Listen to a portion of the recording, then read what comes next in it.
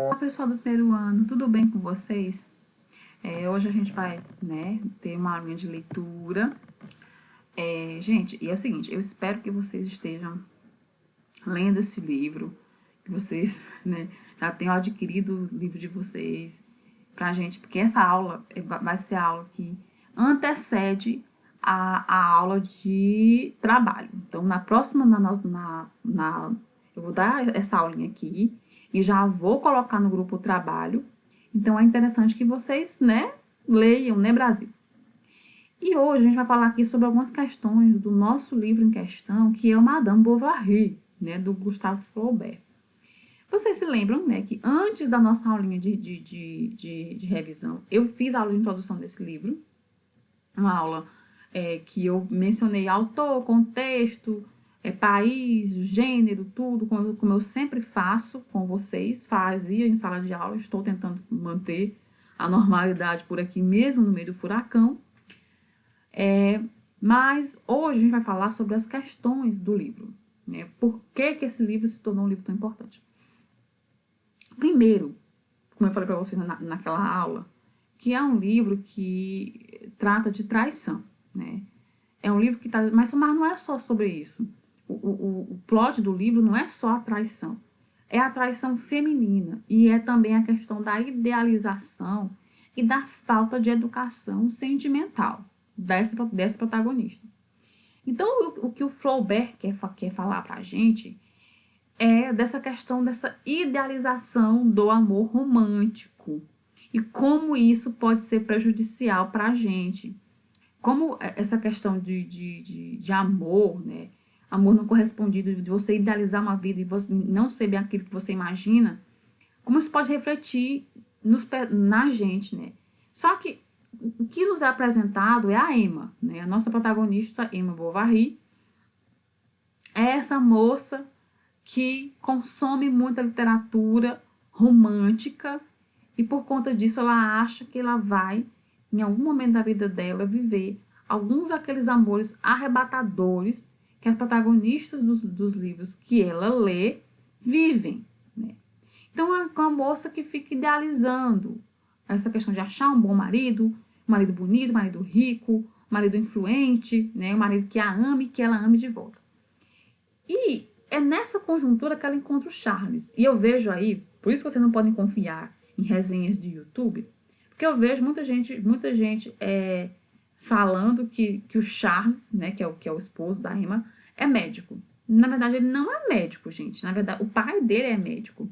Na verdade, ele é ali um auxiliar, seria tipo um técnico em enfermagem, Mas não é médico. Tem o suficiente para viver, obviamente, mas não é médico mesmo desses cirurgiões, que são mais influentes. Então, o que acontece? Não é spoiler nenhum dizer para vocês que a relação da Emma e do Charles começam com uma amizade que vai evoluindo para outra coisa. E o som lá atrás, perdão, mas tem um pancadão aí. Vamos lá.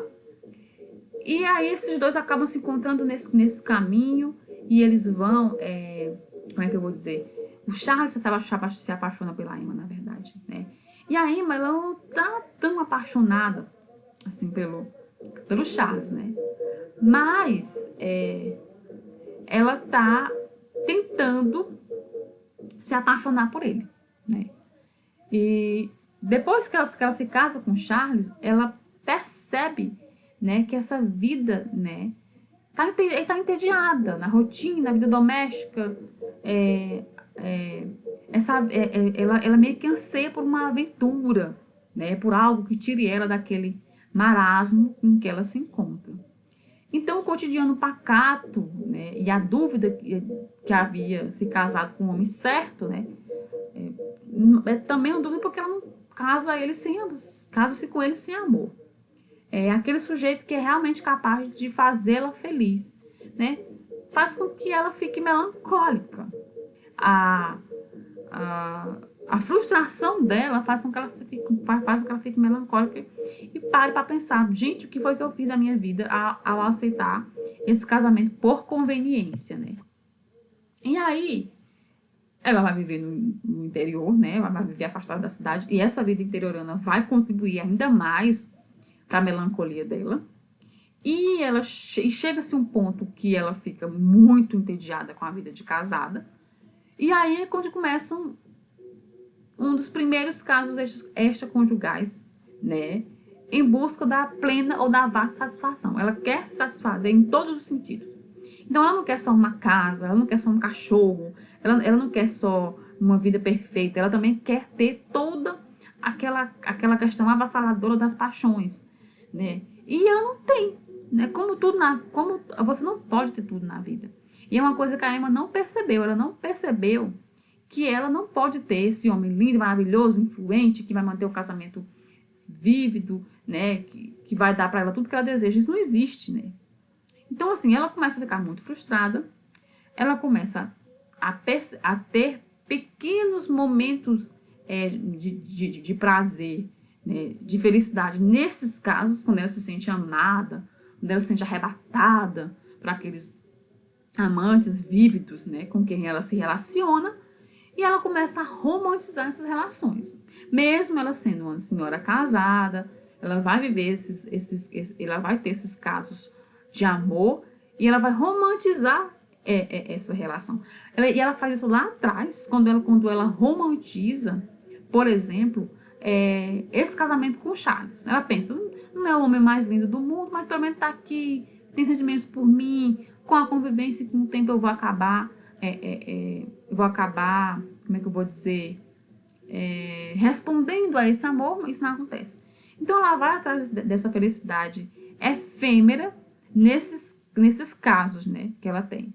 E aí ela fica romantizando esses casos, né, catando esses pequenos momentos de felicidade nesses casos que ela sabe que não vai dar em lugar nenhum, porque ela é casada. E a gente tá falando lá do século XVI.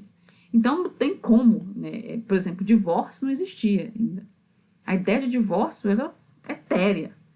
Então ela teria que né, se conformar com a vida de senhora casada, enfim.